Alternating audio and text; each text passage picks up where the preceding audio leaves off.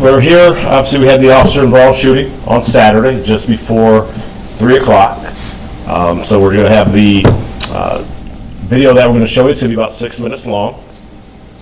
This was a tragic incident for all those involved. So we just want to make sure this is an opportunity to be transparent and kind of show the video and make sure there's not any false narratives or anything out there, so you can get a video out to everyone to see. Not going to come to any conclusions today. All right, it's MSP's investigation as usual, by policy. As I said, it's a 6-minute video clip that has the usual warnings. There's some graphic content that will be in there. And then we'll show about 7 videos. One is a dash cam video where you see the Molotov cocktail that is thrown. Next one's going to be a body-worn camera footage, followed by home surveillance footage. And then it will conclude with, I believe it's 3 body-worn camera footage of the incident where it occurs. So obviously the incident started at about 1:15 on Saturday, and it came in as a 911 call from a mother that stated her son was threatening to kill the whole family and that he was armed with knives. Further stated that the individual was going to kill himself if officers arrived. So those were all things that our men and women were taking into account as they were arriving on scene.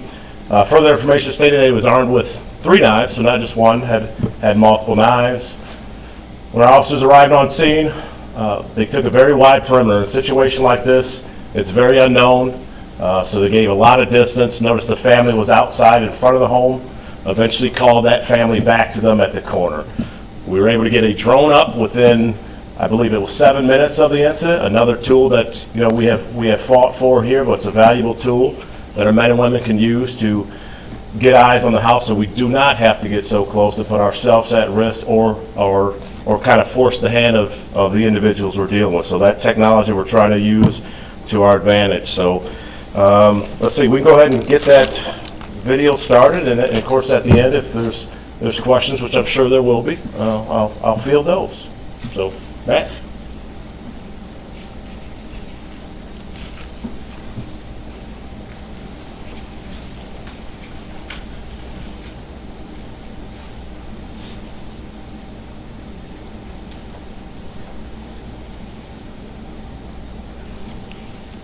Just giving the usual information stuff I've already talked on. As far as MSP's investigation, if they collect any other evidence or anything, things could change on their half. Prosecutor's office reviews. Presumed innocent until guilty in court of law. There's the part about not drawing any conclusions here today.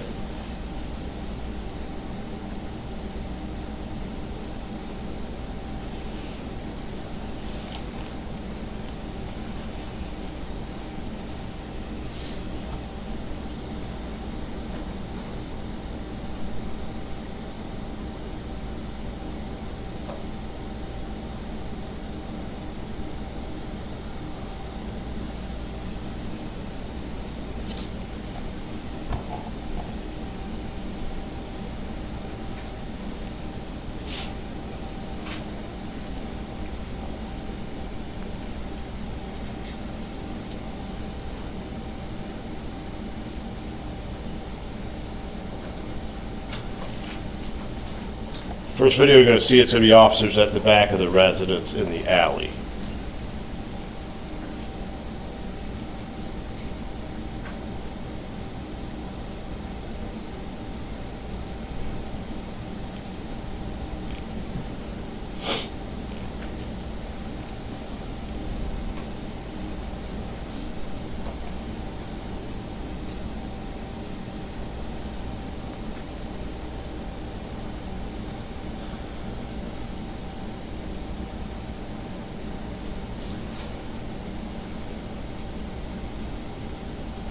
One for the graphic content.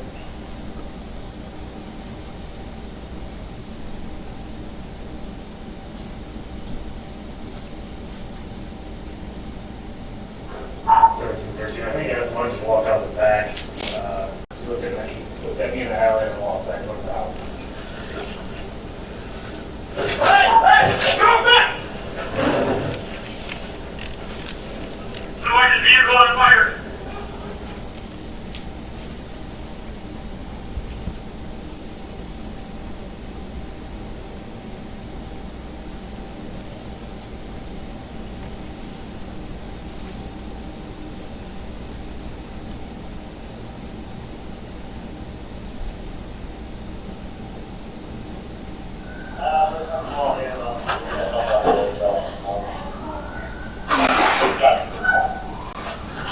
see that a couple more times. That's our 40 millimeter launchers to fire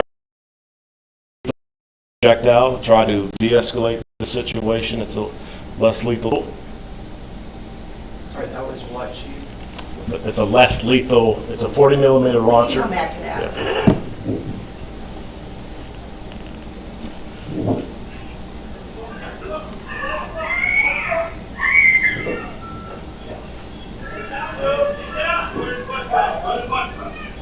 That's an attempt carjacking. You heard the young juvenile scream. Family vehicle.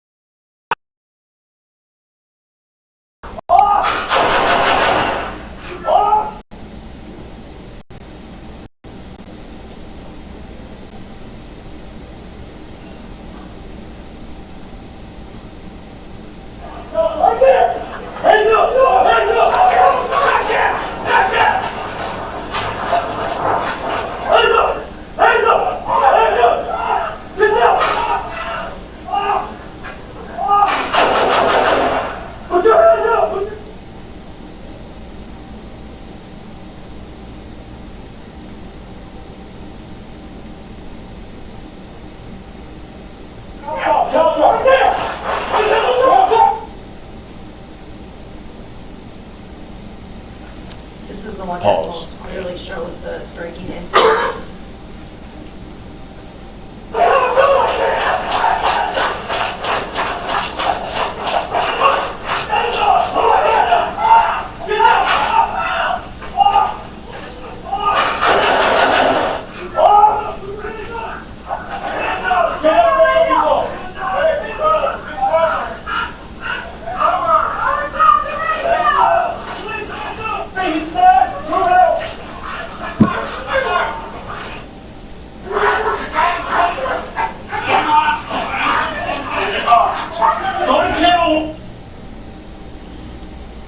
Pictures of Digo. What's his name? Digo. See there recovering. I'll just add again, real quick before I take questions. Obviously, very serious incident. Very tragic for all, as I stated earlier. A lot of measures go in to try to resolve these situations as safely and peacefully as possible. It takes a lot of resources, but our men and women very good at their job, and they know to take things slow. And it takes a lot of personnel. They were on scene for this incident for about an hour before the suspect fled out at the front door. When a subject is contained to a residence, it's very easy to take things slow, get all the resources we can from negotiators, any other special resources that we might need. But once you take flight into the neighborhood armed with knives, it kind of changes the scenario a little bit and puts the public at risk. And our men and women have a duty that they swore to protect the community. And as you saw from the video, there was the one attempted carjacking that traumatized the family of a young juvenile. And shortly thereafter, it was real quick, but the attempt home invasion of a residence that was nearby to when we finally located the subject in a backyard where we were trying to contain him to that yard, but it was an open yard with a fence, and he was jumping fences clearly. But then obviously we had several less lethal tools that we tried to use, as you saw from the video, at least 3 attempts of a less lethal 40 millimeter projectile, and obviously the use of the canine as well. In that backyard alone, you had a total of 6 officers. I think 5 of them were sergeants, and 3 of them were armed with less lethal options. So wanting to resolve this issue peacefully as possible, but we asked our men and women to put themselves in the face of danger to protect the public, from these violent incidents. And there's some things you just can't avoid once, individual actions start to bring that deadly assault to our officers. So that being said, I'll take some questions. What kind of interactions have officers had with this individual before, and if you don't mind highlighting who the suspect is as well? I do not know the complete history. I do know, obviously, the individual was on parole for homicide. I think that's well stated in the news. But that's the extent of my history of him. I do know there was mention later that of some mental health issues that he was possibly going through, but I haven't verified any of that information. It's just from the family. How many shots were fired, and by just one officer or two? One officer, and from just hearing it, it sounds like about 4 or 5. But once again, it's MSP's investigation, so I don't have the specific details, but my ears tell me it was 4 or 5 shots. And you kind of mentioned about the mental health. Was it known that the suspect had mental health issues, and can you detail any of those? At the time the officers are getting the information, they're getting that he's threatened to kill his family, he's threatening to kill himself, so I'm sure they're drawing conclusions that obviously there could be a mental health component to this, but at that point they're focused on their job. Step one, let's try to contain the subject to this house, to protect him from his family, protect the neighbors, and all these other measures to try to get in place before we can think about getting a mental health therapist, get our negotiators and all that. We have to isolate the incident first, and we just didn't have the time because he bolted out the front door. Do you know if he had received mental health treatment in the past prior to the I don't know. incident? I don't know. Okay. How's Diego doing? Diego's recovering.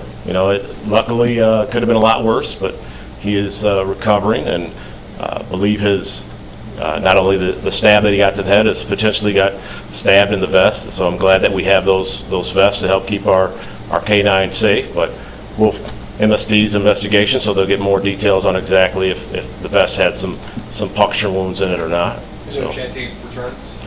Yeah, very good chance, I believe. So on that note, was Diego involved in the last officer-involved shooting? not that I recall. No. Can you go into detail about the less than lethal options that were used? You mentioned the 40 millimeter launcher. What is that? And then we saw the puff of green smoke or dust. Was that one of the options that was used? As I said, it's a 40 millimeter launcher. It launches these less lethal projectiles, trying to get pain compliance. Okay, the green stuff you're seeing, it's a marking. So obviously, if we use it, we want to know that if we had impact, kind of if you fled from us, be able to identify you later, things like that. So we used it 3 separate times. One on the 1000 block of Alpine, 2 at the incident where the OIS occurred. Other less lethal option was K9. If the K9 is able to change the individual's behavior at that point, this issue is resolved, and it's a win. But it wasn't able to. Obviously, the K9 was stabbed, and at that point, it escalates things. So it's a beanbag with a Picture a racquetball cut in half, like it was explained to me as well. That racquetball cut in half, and it's launched out of the launcher and direct contact. From what I knowledge, it can launch up to 100 plus feet. So it's something that's very versatile, to use in that situation. You've got the officers are running around this neighborhood trying to locate the subject as he's running through, passing several homes, and potential for putting the public at risk. So valuable tool, especially for an individual that's running and jumping fences and running through yards and all those things. And we're trying to contain him and get him in custody as quick as possible, so we don't have a situation where he bursts into a home and takes a family hostage or the unknown.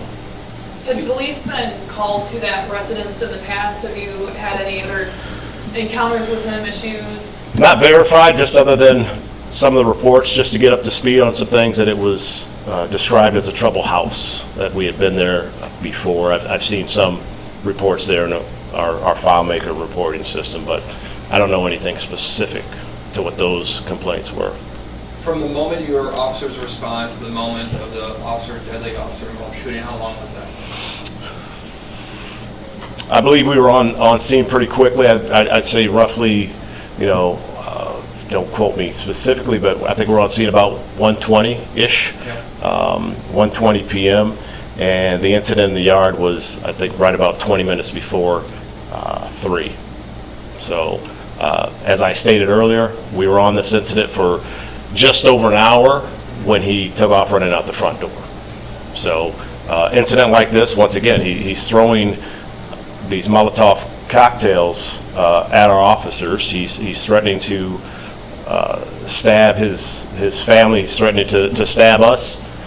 We have a very wide perimeter on this. We have visual containment from, over 100 feet away, right? That's why he's able to run out the front door. We're not able to get everything set up before he launches out the front door, but we have to make sure we're safe. We spent over 40 minutes trying to evacuate family, neighbors, telling them to shelter in place, just standard procedure stuff that we do to make sure everyone's safe, getting medical staging, fire staging due to the potential fire and the potential injuries with the knives. So there's a lot that goes into a critical incident that our men and women are, which they do very well. They're getting all these things in motion while trying to resolve this issue as well. So a lot goes into it.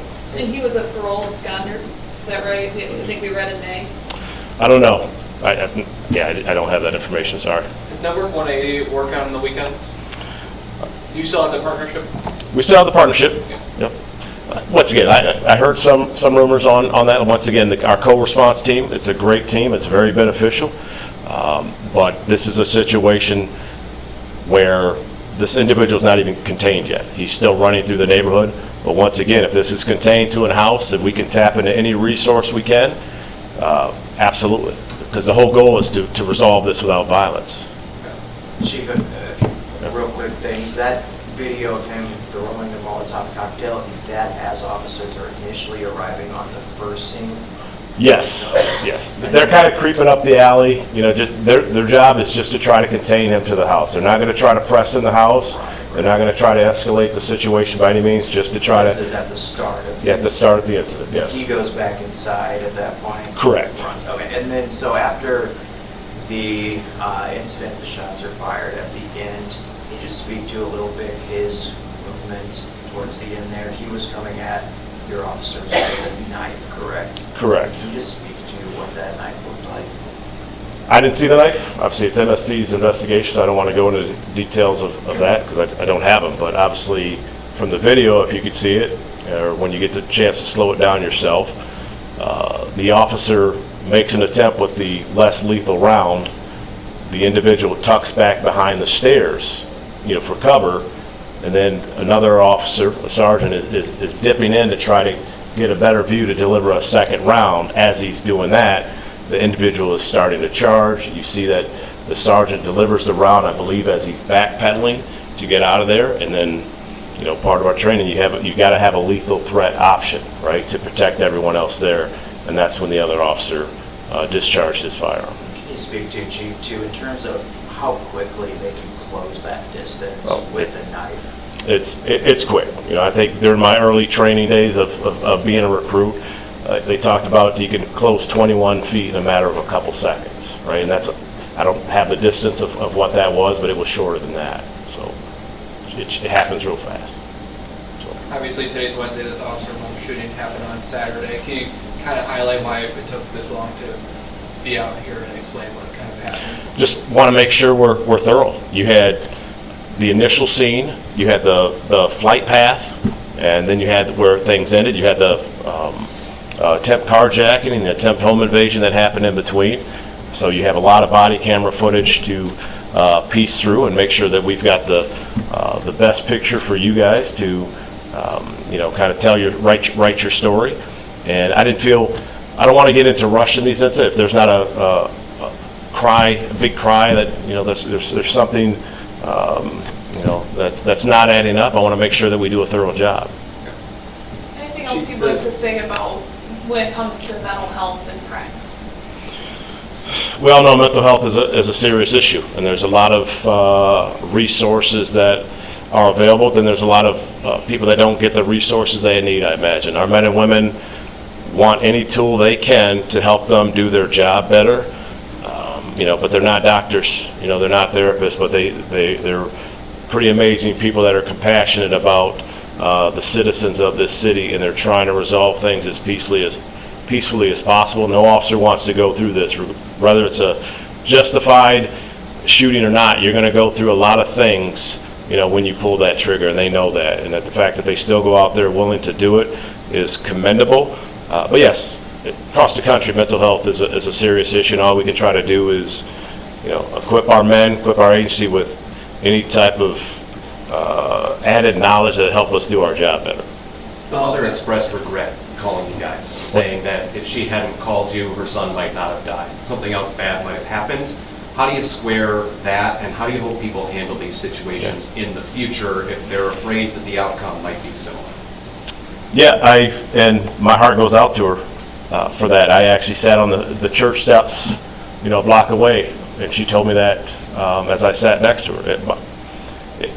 You're not human if it doesn't hit you in the heart, right? It's you want to go and help mom or a family, but also when things are escalated out of your control and you have to have a response, we have to protect the community, and when we put ourselves in front of danger, we have to protect ourselves. So I still want people to call. I know that's easier said than done in this situation. I don't have any magic words for his mom. But it's just unfortunate. I'm kind of speechless to a certain extent on it, but I definitely don't want to see things in that way, but I also don't know how else we could have handled that situation, knowing we're expected to try to resolve this and contain this individual to this yard and get him in custody as soon as possible before somebody else becomes a victim. This is kind of the eternal question. 6 officers, 1 guy in a backyard. He's making his way toward what I understand is the only exit. Officers are between him and that. How do you make the distinction between he might be just fleeing and continuing his chase that we've been doing all morning versus he's rushing at us with intent? I guess I would say I don't agree with that. He's got a fence that he can jump to the south, he can jump to the west, he can run back to the east, and I think there's a couple officers over there, but it's not 6. So there's options. Obviously, we don't know the intent, and I don't know. But I think that he was hopping fences and running through. I think there was other options, and then from the looks of the video, it was clear on that obviously he's advancing towards the officers for whatever reason, and he has a knife in his hand. To clarify on the text, there's only one officer on paid administrative leave, or? Correct. Any damages from the Molotov cocktails? We had to extinguish it with our extinguisher, but I don't think there was any serious damage to the cruiser. It strikes the cruiser and then it falls off to the driver's side. I believe the target, once again I'm making assumptions I guess, but the officer I believe was standing in the door frame of his car to where the Molotov cocktail was thrown. So he's actually getting out of the door of his car when it's coming across and hitting. So. Everybody good? Yes. All right, thank you. Thank you, Karen. Can you share the name? What's that? The name of the suspect? It's Eddie Deans. I think it's clear that it's out there. So, you're welcome.